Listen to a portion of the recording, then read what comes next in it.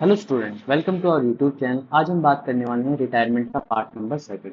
उम्मीद करता हूँ आपने पार्ट नंबर फर्स्ट देख लिया था। हमने क्या क्या चीज़ें कंप्लीट की थी, एक बार हम रिवाइज करते हैं, फिर उसके बाद हम आगे बढ़ते हैं। तो सबसे पहले हमने मीनिंग पढ़ा था। इसमें मीनिंग में बताया था कि पार्टनर्स किस तरीके से रिटायर होते हैं, क्यों पार्टनर्स रिटायर होते हैं। उसके बाद हमने पढ़ा था कि at the time of retirement of the partner following problems arise, और जिसमें से हमने एक प्रॉब्लम कंप्लीट सीख ली थी जिसका नाम था calculation of new profit sharing ratio and gaining ratio. और सेकंड प्रॉब्लम भी हमने ऑलमोस्ट कवर कर दी थी जिसका नाम था ट्रीटमेंट ऑफ गुडविल। सिर्फ क्वेश्चंस हमारे बचे हुए थे, तो आज हम वहीं से स्टार्ट करते हैं, ट्रीटमेंट ऑफ गुडविल से। फिर उसके बाद हम treatment of reserve profit and undistributed profit भी कवर करेंगे। तो स्टार्ट करते हैं। सबसे पहला जो ट्रीटमेंट है, देखिए, अगर किसी को भी स्टूडेंट्स को ये नोट्स चाहिए तो मेरे को कहाँ मैसेज करना है? इंस्टाग्राम पे डीएम करना है। जल्दी से जल्दी टेलीग्राम चैनल भी आपको प्रोवाइड करा दिया जाएगा, मगर अभी सिर्फ इंस्टाग्राम पे ही आपको ये पीडीएफ मिल सकती है। तो स्टार्ट करते हैं। सबसे पहले बात करते हैं ट्रीटमेंट ऑफ गुडविल के बारे में। तो देखो, ट्रीटमेंट ऑफ गुडविल के बारे में हमें क्या क्या चीज़ें जाननी जरूरी है और किस तरीके से चीज़ें करनी है। देखो, ट्रीटमेंट ऑफ गुडविल में सबसे पहली जो एंट्री आती है वो आती है when goodwill valued of the firm. देखो, वैल्यूड का मतलब होता है एक तरीके से टोटल गुडविल हमारे सामने गिवन है या एडजस्टमेंट में हमें जो गुडविल मिली हुई है उसका ट्रीटमेंट कैसे करना है। ठीक है, यहाँ लिखा आएगा when retire partner share of goodwill adjusted in remaining partner profit. ठीक है, तो समझना है कि भाई जब वैल्यूड गुडविल कहाँ मिलने वाली है? एडजस्टमेंट में मिलने वाली है। और हमें ये भी पता है कि वैल्यूड गुडविल जो होती है वो टोटल गुडविल होती है किसी, तो पार्टनर्स की भी गुडविल हमें जरूरत पड़ेगी। क्या है क्या नहीं, आगे देखते हैं। तो इसके लिए एक एंट्री होती है जिसका नाम है remaining partner capital account debit to retire partner capital account. अब इसकी जो अमाउंट में आता है, देखो मैं आपको बार बार बता रहा हूँ, वैल्यूड गुडविल टोटल गुडविल होती है, तो हमें सिर्फ शेयर से मतलब है रिटायर पार्टनर के। तो यहाँ पर जो एंट्री, जो अमाउंट आएगी इस एंट्री में, वो अमाउंट जो आएगी वो आएगी जो पार्टनर रिटायर हो गया है उसके शेयर की। तो यहाँ पर ये ध्यान रखा। अब जब हम यूज करेंगे गेनिंग रेशियो, मैंने आपको बताया था कि एडमिशन में हम यूज करते हैं सेक्रीफाइसिंग रेशियो, मगर रिटायरमेंट में हम करते हैं गेनिंग रेशियो, क्योंकि ज्यादा से ज्यादा जो पुराने पार्टनर्स हैं वो गेन करते हैं, तो इसलिए हम गेनिंग रेशियो का यूज करते हैं। अब बात करते हैं सेकेंड एंट्री। सेकेंड एंट्री ये आप बहुत बार पढ़ चुके हैं, the goodwill already appeared in the book. ये हमेशा जो गुडविल है जो बैलेंस शीट में आपको गिवन होगी, बैलेंस शीट में गिवन है आपको पहले से ही गुडविल, तो उसका भी तो कुछ ट्रीटमेंट करना होगा। उसको भी पहले क्या करना होता है? राइट ऑफ करना होता है, हटाना होता है। हटाने के लिए हमें क्या करना होता है कि सभी पार्टनर्स में वो गुडविल बांट देनी होती है। सभी पार्टनर्स कह सकते हैं या फिर ओल्ड पार्टनर कह सकते हैं, मगर यहाँ पर ओल्ड पार्टनर कौन है रिटायरमेंट में? वही सब पार्टनर्स हैं जो उस फॉर्म में प्रेजेंट है, क्योंकि रिटायर होने, अब देखो एडमिशन में तो नया पार्टनर आ रहा था, मगर रिटायरमेंट में एक पार्टनर जा रहा है, तो इसलिए यहाँ पर ओल्ड पार्टनर्स का यूज करना है। तो पुरानी वाली जो होगी वो गुडविल अपेयर्ड वाली एंट्री होगी, और नई वाली जो गुडविल जो हमें मिलेगी एडजस्टमेंट में, उसकी एंट्री होगी remaining partner to retire partner capital. तो इस तरीके से हमें दो एंट्री याद रखना। हम साथ साथ क्या करते हैं, हम ट्रीटमेंट ऑफ रिजर्व भी सीख लेते हैं। देखो क्या कहता है ट्रीटमेंट ऑफ रिजर्व प्रॉफिट या अनडिस्ट्रीब्यूटेड लॉसेज। देखो क्या है, आपको पता होगा कि इसमें क्या क्या चीजें आती हैं। एक लायबिलिटी साइड मिली होती है, एक असेट साइड लिखे होते हैं कुछ। अगर प्रॉफिट्स लिखे हैं तो लायबिलिटी साइड मिलेंगे, और जो लॉसेज हैं वो हमें क्या मिलेंगे? एसेट साइड मिलेंगे। ठीक है, उनके नाम आपने प्रीवियस चैप्टर्स में दो बार जो चैप्टर्स किए हैं उनमें सभी में मिल गए हैं। आज हम एक एग्जांपल से सीखने की कोशिश करते हैं जिसको कहते हैं डब्ल्यूसीएफ। और डब्ल्यूसीएफ जो होता है एक ऐसा रिजर्व होता है, और रिजर्व होने की वजह से क्या है, लायबिलिटी साइड हमें मिलेगा। तो इसका ट्रीटमेंट करते हैं और सीखते हैं कि रिजर्व अगर और प्रॉफिट आ जाए तो किस तरीके से हम उनको सॉल्व करें। तो सबसे पहला केस हमने बनाया है जब रिजर्व सिर्फ बैलेंस शीट में गिवन है, सिर्फ बैलेंस शीट में, डब्ल्यूसीएफ सिर्फ बैलेंस शीट में गिवन है और नीचे कोई भी इंफॉर्मेशन नहीं है। जब भी क्वेश्चन में इस तरीके से चीज आ जाए तो सिर्फ क्या करना है, हमें ट्रांसफर कर देना है पार्टनर कैपिटल अकाउंट में। ट्रांसफर कर देना पार्टनर कैपिटल अकाउंट में, तो यहाँ पर आ जाएगा बाय डब्ल्यूसीएफ, और ये जो अमाउंट है इसको डिवाइड कर देना है। इतनी बात समझ आई। अब अगर कोई कहे कि भाई एंट्री भी हमें बताओ कि एंट्री करनी कैसे है, देखो एंट्री मैंने आपको पहले भी बताया, प्रीवियस चैप्टर्स में भी आपको बार बार बताई गई है वो एंट्री, मगर फिर भी देखो एंट्री करने का तरीका क्या है। देखो ये क्रेडिट साइड लिखा है, तो इसका मतलब जिस अकाउंट में बनाते हैं वो क्रेडिट साइड आ जाएगा, मतलब टू पार्टनर्स जो आएंगे वो कैपिटल क्रेडिट साइड, और जो डेबिट साइड लिखा जाएगा वो क्या लिखा जाएगा? डब्ल्यूसीएफ, या कोई भी रिजर्व का नाम, तो रिजर्व का नाम टू पार्टनर कैपिटल अकाउंट। इस तरीके से हमें लिखनी है। ये चीज समझ आ गई? तो एंट्री अगर आए क्वेश्चन में तो इस तरीके से अभी एंट्री वाले हम क्वेश्चंस करेंगे और बहुत कुछ इसमें सीखेंगे। अब आता है केस नंबर सेकंड। तो केस नंबर सेकंड में WCF एडजस्टमेंट में गिवन है, ऊपर कोई भी इंफॉर्मेशन नहीं है एडजस्टमेंट। जब भी क्वेश्चन में एडजस्टमेंट में गिवन है तो इसका मतलब हम उस रिजर्व का यूज कर रहे हैं। जब वो रिजर्व यूज कर रहे हैं तो समझ लेना चाहिए वो हमारी लायबिलिटी क्रिएट हो रही है। अगर मैंने सोचो 1000 रुपए बचाए थे, उसमें से 600 रुपए मैंने यूज कर दिए, तो 400 रुपए तो ही बचे हुए मेरे पास। यही चीज बताई थी, मगर यहाँ पर डायरेक्ट बोला है कि 6000 क्रिएट हो गए, तो मतलब वो लाइबिलिटी बन गई, लाइबिलिटी और ज्यादा बढ़ गई है। तो ये कहाँ आएंगे, ये हमारे रिवैल्यूएशन में आएंगे और बैलेंस शीट में। जब एडजस्टमेंट के इफेक्ट हमेशा दो जगह पे पड़ते हैं, तो फर्स्ट वाला इफेक्ट कहाँ पे पड़ेगा, रिवैल्यूएशन अकाउंट में। सेकंड वाला जो इफेक्ट पड़ेगा वो बैलेंस शीट में पड़ेगा। तो उम्मीद करता हूँ आपको समझ आ रहा होगा चीजें। देखो कैसे, जैसे रिवैल्यूएशन में हमने कहाँ पे लिखी एंट्री, टू WCF के नाम से, और बैलेंस शीट में हमने कहाँ पे लिखी, WCF। अब अगर एंट्री की बात करें तो देखो एंट्री क्या होगी, रिवैल्यूएशन अकाउंट की एंट्री करनी है, बैलेंस शीट की तो कोई एंट्री नहीं करनी। रिवैल्यूएशन अकाउंट की देखो, रिवैल्यूएशन में किस साइड लिखा हुआ है, यहाँ ये लिखा हुआ है डेबिट साइड, तो एंट्री क्या आनी है, revaluation account debit to WCF, इस तरीके से लिखनी है एंट्री, अगर एंट्री आती है तो ये समझ लेना भाई, अगर एडजस्टमेंट में गिवन है चीजें तो हमें इस तरीके से चीजें करनी है। मैं आपको साथ में एंट्री भी बता रहा हूँ ताकि आपको एंट्री भी समझ आए। अभी हम क्वेश्चन करेंगे और चीजें उसमें सीखेंगे। अब नेक्स्ट के बारे में बताएं तो WCF गिवन इन बोथ, मतलब बैलेंस शीट में भी गिवन है और एडजस्टमेंट में भी गिवन है, इस तरीके से। मगर ध्यान रखना है कि जो एडजस्टमेंट में गिवन है वो कम गिवन है, लेस गिवन है। तो इसका मतलब 10,000 हमारे सामने थे, 6,000 हमने यूज कर लिए। ये जो 6,000 है एडजस्टमेंट में, ये यूज कर लिए, तो इसका मतलब अभी 4,000 बचे हुए हैं। तो WCF हमेशा जितना बचा होता है वो कहाँ पे जाता है, पार्टनर्स के पास जाता है। कि पार्टनर्स बोलते हैं भाई ये पैसा बच गया है, तो बच गया तो इसका मतलब ये हमें बांटना है। तो क्या करेंगे, सबसे पहला इफेक्ट जो जाएगा वो पार्टनर कैपिटल अकाउंट में जाएगा। सेकंड इफेक्ट जो जाएगा, जब लायबिलिटी क्रिएट हो गई, जब हमने कुछ एक्सपेंस कर दिए तो लायबिलिटी भी क्रिएट होगी, और लायबिलिटी क्रिएट होने का मतलब है हमें किस साइड लिखना होगा, बैलेंस शीट में लिखना होगा। ठीक है। अब क्वेश्चन में क्या बोला कि when WCF more given in adjustment, मतलब कि 10,000 रुपए बैलेंस शीट में गिवन तो है, साथ में जो एडजस्टमेंट है, अब हमने जो है एक्सपेंस ज्यादा कर दिए, खर्चे ज्यादा कर दिए। 10,000 रुपए थे, उसमें से 14,000 मतलब 4,000 ज्यादा कर दिए, तो डिस्ट्रीब्यूट तो कहीं नहीं करना, मतलब पार्टनर कैपिटल में तो आएगा नहीं। तो जब हमारे कुछ भी लॉसेज या कुछ भी प्रॉफिट्स होते हैं तो हम एक रिवैल्यूएशन में लिखते हैं, और जब हमारी लायबिलिटी क्रिएट होती है या एसेट्स बनती है कोई भी तो हम बैलेंस शीट में लिखते हैं। तो यहाँ पर लायबिलिटी क्रिएट होगी 14,000 की, और हमें क्या हुआ है, नुकसान हो गया 4,000 रुपीज का, क्योंकि हमें अब जेब से देना पड़ेगा। तो ये रिवैल्यूएशन में आ जाएगा WCF के नाम से 4,000, और बैलेंस शीट में लिखा जाएगा 14,000। तो इस तरीके से हमें ट्रीटमेंट करने हैं। चलिए अब इससे आगे क्वेश्चंस करते हैं। देखिए नोट्स बहुत अच्छे से बनाए गए हैं, सब चीजें लिखी गई हैं। आगे जब हम नेक्स्ट ये क्वेश्चंस करने के बाद ये नेक्स्ट वीडियो में हम रिवॉल्यूशन सीखेंगे, तो रिवॉल्यूशन के बारे में भी आप सीख चुके हैं, रिवॉल्यूशन पहले 2 चैप्टर्स में बना चुके हैं, मगर ये अच्छे से एकदम बिल्कुल अच्छे तरीके से नोट्स आपको प्रोवाइड किए जाएंगे। देखो पार्टनर कैपिटल कितने अच्छे से बनाया गया है, तो ये सब चीजें आपको मिलेंगी स्टेप बाय चीजें। अगर आप मुझे मैसेज करेंगे, कमेंट करेंगे, तो ये सब चीजें आपको प्रोवाइड कर दी जाएगी। बैलेंस शीट देखो कितने अच्छे से बनाए, तो ये सब चीजें आपको मिल जाएंगी, अवेलेबल हो जाएंगी। मगर साथ में आपको क्या करना होगा, कमेंट करना होगा, बॉक्स में लिखना होगा कि हमें नोट्स चाहिए। तो टेलीग्राम भी जल्दी से जल्दी आपको प्रोवाइड कर दिया जाएगा, या फिर इंस्टाग्राम में DM करेंगे तो वहां से भी PDF वगैरह जो है वो सब चीजें मिल जाएंगी। तो स्टार्ट करते हैं। सबसे पहला क्वेश्चन आज का जो बोला है, PQRS were partners in a firm sharing profit in the ratio 5:3:1, इस तरीके से। तो ये ध्यान रखना, क्वेश्चन में हमारे सामने जो है ओल्ड रेशो हमारे सामने गिवन है, तो यहाँ पे लिखो ओल्ड रेशो 5:3:1। जैसे जैसे क्वेश्चन बोलता जाए वैसे करते जाओ। 1 जनवरी 2023 S retire from the firm, S retire हो गया, मतलब इसमें से ये पार्टनर रिटायर हो गया, अभी 3 पार्टनर्स है ये बचे हुए हैं। S retire, goodwill of the firm valued, valued का मतलब मैंने बताया था टोटल गुडविल गिवन है, मतलब सभी पार्टनर्स की इसमें गुडविल गिवन है। New profit sharing ratio among PQRS इतना, और न्यू प्रॉफिट शेयरिंग रेशो यहाँ पे लिखे थे न्यू रेशो 4:3:3:3। देखो जो पुराने पार्टनर्स हैं, जो मतलब बच गए पार्टनर्स, उनकी रेशो दी गई है। साथ में हमें गुडविल गिवन है, गुडविल वैल्यू हमने लिख लिया 42,000। तो इसका मतलब हमें क्या गया, पहली एंट्री के बारे में बात करें तो पहली एंट्री क्या थी, पहली एंट्री थी रिमेनिंग टू रिटायर, मगर उसके लिए हमें क्या चाहिए, गेनिंग रेशियो चाहिए। तो यहाँ पर हम क्या करते हैं, सबसे पहले एक फॉर्मेट बनाते हैं जर्नल एंट्री का।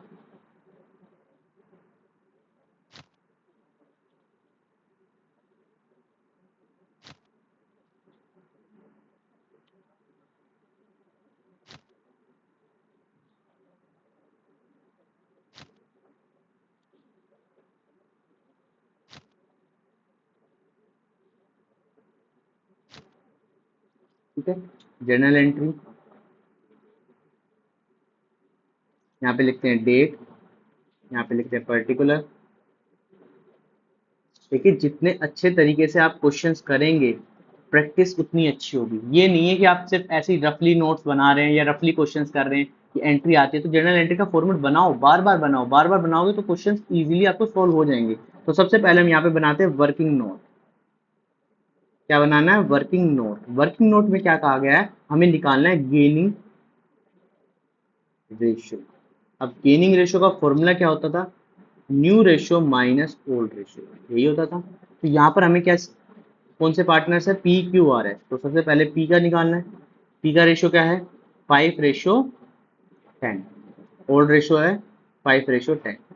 और न्यू रेशियो क्या है हमारे सामने? 4:10। 4:10। तो यहाँ पर ये आ गया -1/10। इस तरीके से आ गया। अब जब भी ध्यान रखना, अगर हम गेनिंग रेशियो निकाले और माइनस कोई पार्टनर कर रहा है तो इसका मतलब ये सेक्रीफाइस कर गया। इसके बाद हम Q के बारे में बात करते हैं। तो Q का न्यू रेशियो है 3:10 और पुराना रेशियो जो है वो भी कितना है? 3:10। इन भाई साहब ने तो ना ही गेन किया ना ही सेक्रीफाइस किया। नो गेन नो सेक्रीफाइस, इतनी चीज आ गई। ठीक है। इसके बाद जब तीसरी एंट्री जो आएगी वो क्या आएगी? तीसरा पार्टनर कौन है? एस। एस तो रिटायर हो रहा है, आर है, आर पार्टनर है। तो यहाँ पे लिखेंगे आर इक्वल टू में, आर का जो रेशियो है वो 1/10, न्यू रेशियो 3/10, न्यू रेशियो 3/10 और यहाँ पर 1/10, इसका मतलब 2/10। अब देखो जब भी क्वेश्चन में एक पार्टनर क्या कर जाए? सेक्रीफाइस कर जाए इस वाली में। तो अभी तक हम क्या करते थे? एंट्री करते थे रिमेनिंग टू रिटायर। देखो यहाँ पे मैं एंट्री करके दिखा रहा हूँ आपको। Remaining partners P Q R to S. S इस तरीके से होनी चाहिए थी। इसमें क्या आना था? यहाँ पे शेयर आ जाता, यहाँ पर पी हो जाता। मगर क्यू बोल रहा है कि भाई मुझे तो चाहिए ही नहीं, मुझे तो कोई मतलब नहीं है, गया पार्टनर ठीक है। तो क्यू के बारे में तो हम ऐसे ही डिलीट कर देते भाई, क्यू नहीं आने चाहिए। मगर आर ने क्या बोला? भाई मैं क्यों, मैं तो सेक्रीफाइस कर रहा हूँ, मेरा दोस्त है या कोई भी है रिटायर हो रहा है तो मैं उसको अपना शेयर जैसे, या तुम भी ले लो शेयर, क्या कह सकते हैं। एस बोल रहा है कि भाई ठीक है, मैं अपने शेयर को सेक्रीफाइस कर रहा हूँ, यहाँ मुझे गेन नहीं है, मुझे इसके शेयर से कोई मतलब नहीं है, तो मुझे क्या करना है? यहाँ पर सेक्रीफाइस करना है, मुझे नहीं चाहिए वो शेयर। तो इसका मतलब है कि ये जो है साथ में गेन कर रहा है एस के साथ। तो जब एंट्री बनाने जाऊंगा तो यहाँ पर एंट्री आ जाएगी P2S2R, इस तरीके से एंट्री बन जाएगी। एस इस तरीके से एंट्री है, सॉरी पी ने गेन किया ना, आर ने नहीं। P Q R, यहाँ पर पी ने सेक्रीफाइस कर दिया। तो पी इसका मित्र था, बोला सेक्रीफाइस कर देता हूँ, मुझे तेरे शेयर की जरूरत नहीं है। तो यहाँ पर क्यू के बारे में तो कोई बात नहीं हो रही, तो R to P to S, इस तरीके से एंट्री बन जाएगी। तो ये जो शेयर है जब गेन कर जाए तो इतना ध्यान रखना है, कुछ बातें और ध्यान नहीं रखनी, सिर्फ इतना ध्यान रखना है कि जब भी कोई पार्टनर, अगर मैं गेनिंग रेशियो लगा रहा हूँ, कोई पार्टनर सेक्रीफाइस कर रहे हैं तो अपनी प्लेस बदल लेगा, अगर वो डेबिट आता है तो वो क्रेडिट हो जाएगा। बस इतना ध्यान रखना। अगर कोई पार्टनर, जब हम सेक्रीफाइसिंग निकालते हैं और गेन कर जाए तब भी यही सेम काम करना है। तो ध्यान रखना जब भी क्वेश्चन में हम जो चीजें निकाल रहे हैं उनसे अपोजिट बात कही गई हो तो क्या करना है? क्वेश्चन के अंदर ये ध्यान रखना है कि जब भी अपोजिट बात कही गई है तो उसके अंदर हमें उसकी जो प्लेस है, वो जो आना चाहिए था जहां से, उससे वो कह सकते हैं अपोजिट साइड हम लिख सकते हैं। ठीक है। तो यहाँ पर लिखते हैं, डेट हमारे सामने मेंशन नहीं है तो यहाँ पर आ जाएगा R's capital to P's capital to S capital. अब मेन बात आती है अमाउंट की। अमाउंट क्या लिखते हैं? तो देखिए अमाउंट लिखने के लिए हमें क्या करना होगा? सिंपल सी बात ध्यान रखना, जब भी कोई पार्टनर सेक्रीफाइस कर जाए तो क्या करना होगा? हमें टोटल गुडविल से मतलब होगा, और इसमें ऑलरेडी टोटल गुडविल हमें गिवन है। तो क्या करना है? यहाँ पर ये सारी चीजें हटा देता हूँ। यहाँ पर क्या करना होगा? -1/10 इंटू 4,20,000 को मल्टीप्लाई कर देना। तो यहाँ पर आ जाएगा 42,000, और यहाँ पर भी 2/10 से 4 को डिवाइड करें तो ये आ जाएगा 84,000। और जो हमारा रिटायर पार्टनर था उसका शेयर कितना था? शेयर देखो रिटायर पार्टनर का 1/10। तो 1/10 इंटू 42,000, 4,22,000, तो 42,000 क्या आ जाएगा, इसके अमाउंट है। तो यहाँ पर आर कितना है 84, और पी के बारे में कितना बोला है 42,000, और यहाँ पर एस के बारे में कितना बोला है 42,000। तो ध्यान से समझना क्वेश्चन को क्या कह रहा है क्वेश्चन। तो क्वेश्चन अगर इस तरीके से आ जाए, देखिए क्वेश्चंस इस तरीके से लिए जाते हैं, सिंपल क्वेश्चंस ज्यादातर मेरी वीडियो में नहीं मिलेंगे, ऐसे क्वेश्चन मिलेंगे जो आपके एग्जाम ओरिएंटेड है, ठीक है। तो ध्यान से उन क्वेश्चंस को देखना है, लिखना है, और वो सभी क्वेश्चंस रिपीट करने हैं। तो ध्यान रखना, अगर कोई पार्टनर क्या कर जाए, सेक्रीफाइस कर दे, तो उसकी प्लेस मैंने क्या कर दी, आनी एंट्री क्या चाहिए थी, ये इसको थोड़ा सा सही कर देते हैं, कैपिटल। अगर एंट्री की बात करूं तो एंट्री आती है remaining to retire, to retire, ये एंट्री होनी थी। मगर यहां पर एक पार्टनर ने क्या कर दिया है, सेक्रीफाइस कर दिया, तो उसकी प्लेस मैंने क्या कर दिया, चेंज कर दिया। तो ध्यान रखना, जब भी क्वेश्चन में इस तरीके से बात कही जाए तो इतनी बात ध्यान रखना कि इस तरीके से क्वेश्चन सॉल्व करेंगे। अब बात करते हैं नेक्स्ट क्वेश्चन। तो बोला A B C D partners है, प्रॉफिट शेयरिंग रेशो 3:3:2 है। देखो यहाँ पे भी 4 पार्टनर है, तो उनका ओल्ड रेशो जो आएगा वो 3:3:2,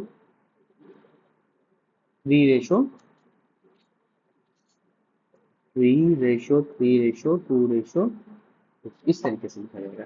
इसमें से डी रिटायर हो गया, डी भाई साहब रिटायर हो गए। एबीसी ने डिसाइड किया कि उनका फ्यूचर रेशो क्या हो जाएगा, मतलब न्यू रेशो जो हो जाएगा वो 3:2:1। तो इसमें क्या करना है, आपको गेनिंग रेशो निकालना है। गेनिंग रेशो निकालने का तरीका भी आपको बताया गया है कैसे निकालना है। जब भी क्वेश्चन में क्या गिवन हो न्यू रेशो, तो आपको गेनिंग वहां से निकालना है। गुडविल ऑफ द फर्म, मतलब टोटल गुडविल हमें गिवन है, तो शेयर निकालना होगा किसका, न्यू पार्टनर का। आगे बोला है goodwill existed in the book, मतलब पहले से गुडविल गिवन है, मतलब इसको कहेंगे अपेयर्ड गुडविल हमारे सामने गिवन है। अपेयर्ड गुडविल, तो अपेयर्ड गुडविल की भी एंट्री करनी है। आगे बोला है profit for the first year after D retirement was 12 lakh, give the necessary journal entries. तो देखो प्रॉफिट भी गिवन है, तो सबसे पहले हम गुडविल का ट्रीटमेंट करते हैं, उसके बाद हम प्रॉफिट के बारे में सोचते हैं कि प्रॉफिट की क्या एंट्री होनी चाहिए, किस तरीके से एंट्री होनी चाहिए, ठीक है। बाद में फिर सब चीजें देखेंगे, ठीक है। तो स्टार्ट करते हैं, सबसे पहले हम एक फॉर्मेट बनाते हैं जर्नल एंट्री का।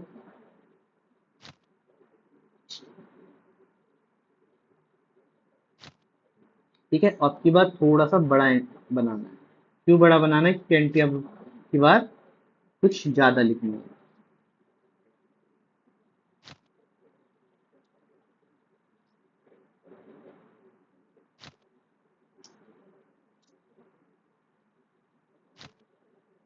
ठीक है, तो यहाँ पर लिख देते हैं हम जर्नल एंट्रीज। यहाँ पे लिखेंगे डेट अगर गिवन है तो, पर्टिकुलर, एलएफ, डेबिट, क्रेडिट, इस तरीके से हमें एंट्री लिखनी है। तो ये चीजें आपको समझ आ गई होंगी। अब देखो करना क्या है, सबसे पहले हम वर्किंग नोट पे थोड़ा सा काम करते हैं। तो यहाँ पे लिखता हूँ वर्किंग नोट, वर्किंग नोट, ठीक है। वर्किंग नोट, वर्किंग नोट में सबसे पहले हम क्या निकालेंगे, गेनिंग रेशियो। देखो जैसा बोला जा रहा है वैसा ही करना है, कुछ अलग मत करने चले जाना। यहाँ पे new ratio minus old ratio. तो गेनिंग रेशियो में जो पार्टनर्स हैं वो पार्टनर्स के नाम क्या है, ए बी सी डी। यहाँ पे लिख देते हैं ए, यहाँ पे लिख देते हैं बी, यहाँ पे सी, और डी तो रिटायर हो ही रहा है। रेशियो भी हम यहाँ पे लिख लेते हैं एक बार, 3:3:2:2, ये ओल्ड रेशियो आ गया। इसके अलावा हमारे सामने है 3:2:1। न्यू रेशो हमारे सामने 3:2:1, इस तरीके से हमारे सामने रेशो है। तो न्यू रेशो ए का 3/6 माइनस 3/6 प्लस 4 10, तो यहाँ पर आ जाएगा 60, 30 भी ले सकते हो, ठीक है। तो 15 माइनस 9, तो 6/30, इस तरीके से चीजें आ जाएंगी। उम्मीद करता हूँ आपको चीजें समझ आ रही होंगी, ठीक है। अब देखिए बी के बारे में बात करते हैं। तो बी के बारे में, बी का शेयर कितना है, 2/6, 2/6 माइनस 3/10, तो यहाँ पर भी 30, 5 10 माइनस 9, 1/, इस तरीके से चीजें बन जाएगी, ठीक है। अब बात करते हैं सी के बारे में। तो सी कितना है, सी का शेयर कितना है, 1/6 माइनस 2/10, यहाँ पर 30, 5 माइनस 6। देखो यही सेम चीज अभी हमने ऊपर की है, तो यहाँ पे भी यही सेम चीज हो गई। इस पार्टनर ने क्या कर दिया, सेक्रीफाइस कर दिया। इस पार्टनर ने सेक्रीफाइस कर दिया, बाकी ने गेन किया है। तो जब हम एंट्री करने जाएंगे रिमेनिंग टू रिटायर, तो ऑटोमेटिकली ध्यान रखना कि रिमेनिंग टू रिटायर में क्या होगा, सी अपनी प्लेस चेंज कर देगा। सी अपनी प्लेस कहाँ कर देगा, डेबिट से कहाँ पे पहुंच जाएगा, क्रेडिट साइड। तो एंट्री करते हैं। सबसे पहले एंट्री हम करते हैं, सबसे पहली जो एंट्री करेंगे हम एग्जिस्टिंग वाली करेंगे, गुडविल अपेयर्ड की। तो गुडविल अपेयर्ड की एंट्री क्या होती थी, A B, A is capital, B is capital, C is capital, account debit,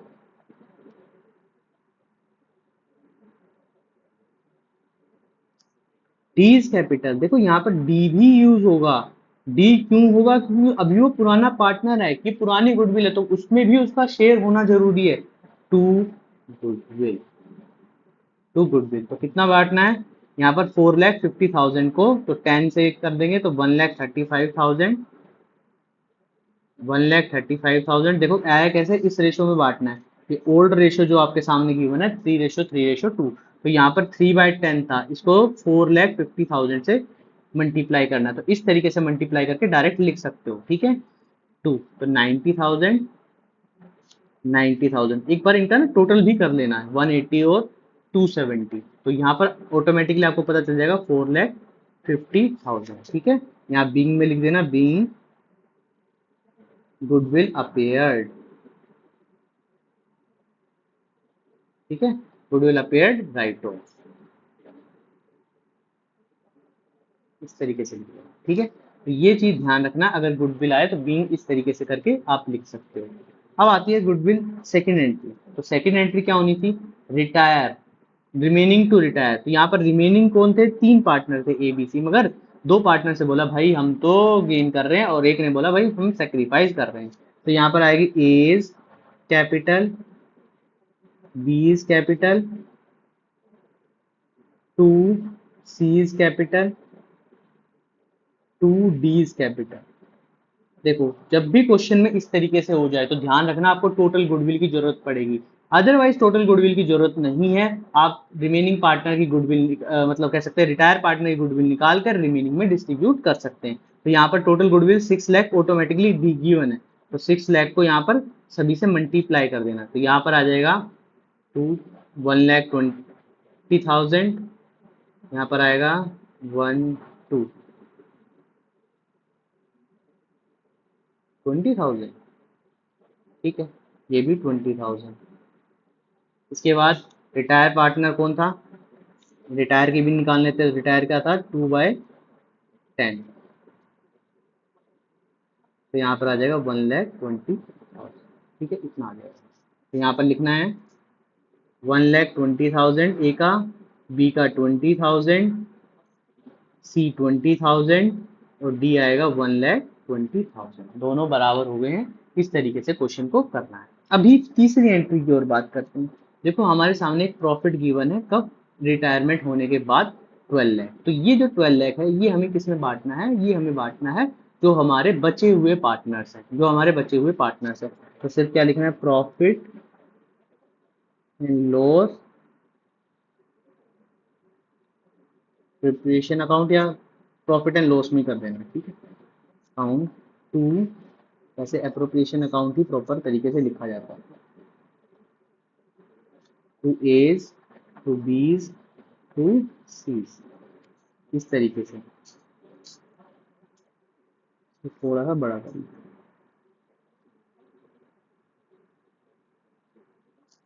ठीक है, ये आ गया। अब अमाउंट कितनी थी यहाँ पर, 12 लाख। तो 12 लाख को डिवाइड किस में करना है, 12 लाख को डिवाइड करना है, ध्यान से देखो रेशो क्या आनी चाहिए, रेशो क्या है यहाँ पर, 3:2:1। तो यहाँ पर ये 6 बटेगा, तो यहाँ पर आएगा 2 लाख, सी में 2 लाख, यहाँ पर 4 लाख, तो यहाँ पर 6 लाख।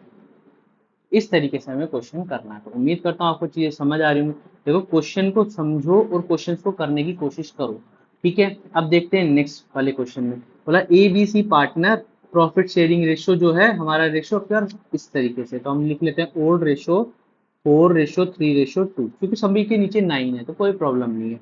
आगे बोला B retire and his capital after making adjustment and reserve is 1,39,200। A B C agreed pay 1,50,000 in full settlement of claim, record the necessary general entry adjustment of goodwill. Adjustment of goodwill का मतलब valued goodwill की entry हमें करनी है। तो valued goodwill की entry के लिए हमें क्या चाहिए, देखो यहाँ पर अच्छा न्यू रेशियो भी गिवन है। न्यू रेशियो अभी तक सभी क्वेश्चंस पे गिवन है। न्यू रेशियो अगर नहीं होता तो हम डायरेक्ट क्वेश्चन कर लेते हैं, डायरेक्ट क्वेश्चन करने की कोशिश करते हैं। तो सबसे पहले क्या करते हैं, फॉर्मेट बनाते हैं जनरल एंट्री के लिए।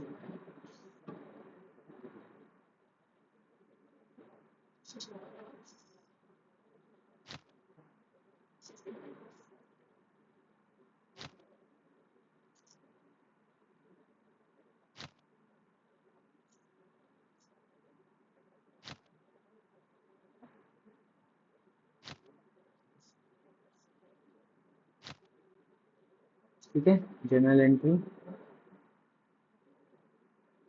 पे लिखते हैं date, particular, LF, debit, credit. ठीक है, अब करते हैं जनरल एंट्री। तो सबसे पहले हम क्या करते हैं, वर्किंग नोट बनाते हैं। वर्किंग नोट में क्या निकालना है, गेनिंग रेशियो। तो गेनिंग रेशियो क्या है हमारे सामने, 4:3:2। Old ratio 4:3:2, 4:3:2। न्यू रेशियो हमारे सामने 5:2। ठीक है, इसके बाद गेनिंग रेशियो का फॉर्मूला होता है new ratio minus old ratio. देखो बार बार लिखोगे आप फॉर्मूले, ये मान लीजिए कि आपको ये फॉर्मूले अच्छे से याद हो जाएंगे। ठीक है, तो अगर हमारे सामने गुडविल भी गिवन नहीं है, ध्यान रखना, तो सबसे पहले हम गेनिंग रेशियो निकाल लेते हैं, उसके बाद बात करते हैं क्वेश्चन के बारे में। तो 4:3:2। और नाम क्या है पार्टनर्स के, ए बी सी। यहाँ पर ए पार्टनर, तो न्यू रेशियो हमारे सामने गिवन है 5/8 माइनस 4/9। यहाँ पर 72, 45 माइनस 32। ठीक है, 13/72। बी हमारे सामने गिवन है 3/8 माइनस 3/9। यहाँ पर आ जाएगा 27 माइनस 24, 70, तो 3/72। इस तरीके से चीज़ें हो जाएंगी। ठीक है, सेम है। कोई रिटायर, रिटायर कौन हो रहा था इसमें, वो बी रिटायर हो रहा है, तो बी तो कुछ करेगा ही नहीं भाई, बी तो कुछ करेगा ही नहीं, बी का तो कोई मतलब ही नहीं है इससे, सी है, सॉरी। ठीक है, तो यहाँ पर 3/8 माइनस 2/9, 72, 27 माइनस 16, 11/72। इस तरीके से तो जो रिटायर हो रहा है यहाँ पे लिख लेना बी रिटायर। या आगे हम अगर गुडविल ही हमारे सामने नहीं गिवन तो हम उसे कहते हैं हिडन गुडविल, छुपी हुई गुडविल। तो ये गुडविल हमें निकालनी है। तो ये कैसे निकालनी है, देखो निकालने का सिंपल सा तरीका है। क्या करना है, इन दोनों को, जो ये अमाउंट थी 1,50,000 और 1,39,200, इसको माइनस कर देना है आपस में। ठीक है, तो यहाँ पर लिख देते हैं गुडविल इक्वल टू में 1,50,000 माइनस 1,39,000। अगर कंप्लीट लिखना है तो पूरी लाइन लिख लेना कि कैपिटल किसकी है, बी की कैपिटल। ठीक है, और ये A N C agree to पे, तो यहाँ पे लिखना A N C agree to पे और बी इज कैपिटल। तो यहाँ पर आया 10,800। ये हमारी क्या आ गई, गुडविल आ गई। गुडविल का मतलब है ये किसकी गुडविल आई है, जो पार्टनर रिटायर हो रहा है। ठीक है, देखो यही तो बोला है कि भाई 1.5 लाख उन्होंने दिए, इतना उसको क्या है, रिसीव हो गया, मतलब adjustment after reserve and profit के बाद। तो इसका मतलब इसके बिटवीन क्या होगा, गुडविल ही होगी, के बीच में जो डिफरेंस आएगा वो गुडविल होगी। तो एंट्री क्या होने वाली है, एंट्री होने वाली है यहाँ पर एज कैपिटल, सीज कैपिटल, अब की बार वो गलती नहीं करनी, टू बीज कैपिटल। यहाँ पर अमाउंट क्या है कि 10,800।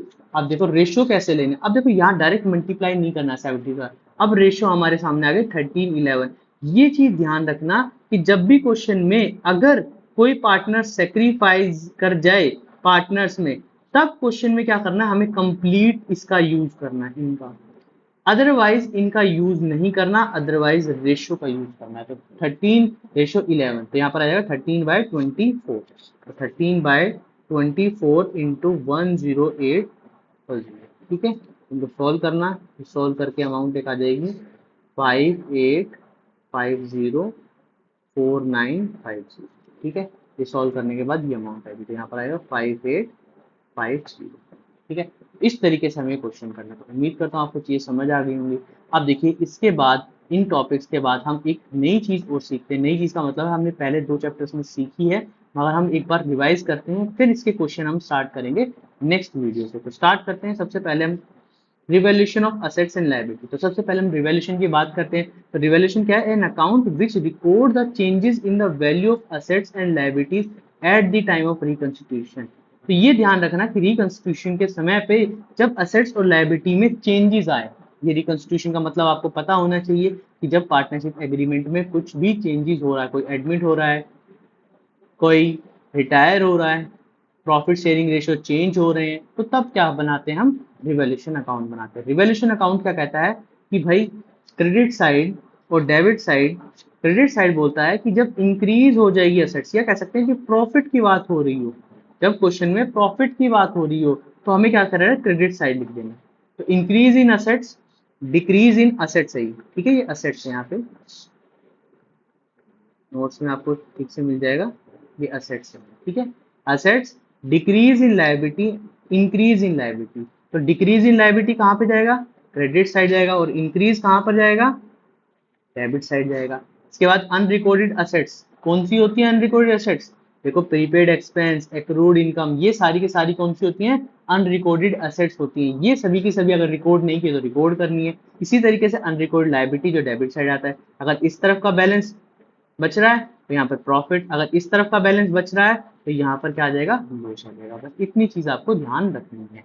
अब इसके बाद कुछ इंपॉर्टेंट पॉइंट्स है। सबसे पहले note, goodwill and capital R not recorded, कि गुडविल और कैपिटल रिकॉर्ड नहीं किए जाते। अनरिकॉर्डेड असेट्स और अनरिकॉर्डेड लायबिलिटीज के नाम है, ये आपको थोड़े बहुत याद करने हैं। वैसे एग्जाम में यही सभी मिलते हैं, इसके अलावा नहीं मिलता। इसके बाद एक नई चीज और होती है जो है टू और एट। ये हम बार बार करते आ रहे हैं। अगर टू और एट लिखा है क्वेश्चन में तो डिफरेंस का यूज करते हैं। डिफरेंस किसमें? बैलेंस शीट के अमाउंट और एडजस्टमेंट की वैल्यू में। और अगर फुल अमाउंट आ जाए, कब आएगी फुल अमाउंट? जब क्वेश्चन में बाय लिखा हो। अभी क्वेश्चन करेंगे तो एडजस्टमेंट के साथ। इसके बाद आता है ओवर वैल्यूड और अंडर वैल्यूड। तो ओवर वैल्यूड क्या कहता है भाई? लायबिलिटी में अगर ओवर वैल्यूड लायबिलिटी की हो रही है तो प्रॉफिट है, फायदा है उसके लिए, और अगर एसेट्स की हो रही है तो लॉस है उसके लिए। इसके बाद अंडर वैल्यूड में उल्टा है, लायबिलिटी के लिए लॉस है और एसेट्स के लिए प्रॉफिट है। तो इस तरीके से हम चीजें कर पाएंगे। तो आज के लिए इतना ही। उम्मीद करता हूँ आपको चीजें समझ आई होंगी। देखिए बहुत कुछ अच्छी तरीके से हमने क्वेश्चंस किए हैं, कुछ और क्वेश्चंस भी अभी करने वाले हैं। देखो ये चैप्टर्स की ब्रीफिंग है जिसमें आपको मैं सब कुछ बता रहा हूँ कि चैप्टर्स किस तरीके से यूज होंगे, इसमें क्या क्या टॉपिक्स आ रहे हैं, किस तरीके से रिजर्व का यूज करना है, किस तरीके से हमें गुडविल का यूज करना है। तो ये सभी मेन क्वेश्चंस, अभी और भी बहुत सारे क्वेश्चंस कराए जाएंगे और भी बहुत सारी चीजें कराई जाएंगी। तो उम्मीद करता हूँ आपको ये वीडियो पसंद आएगी। वीडियो पसंद आए चैनल को करना है लाइक करना है, शेयर करना है, और क्या करना है? सब्सक्राइब करना है। देखिए सब्सक्राइब जब तक आप नहीं करेंगे, शेयर नहीं करेंगे और कमेंट भी लिखेंगे नहीं, तब तक पता नहीं चलेगा कि क्या चीजें आपको समझ आई, क्या चीजें नहीं, क्या चीजें ऐसी करनी चाहिए जिससे आपको और इजी हो जाए ये अकाउंटेंसी। तो उम्मीद करता हूँ आज के लिए इतना ही। Thank you.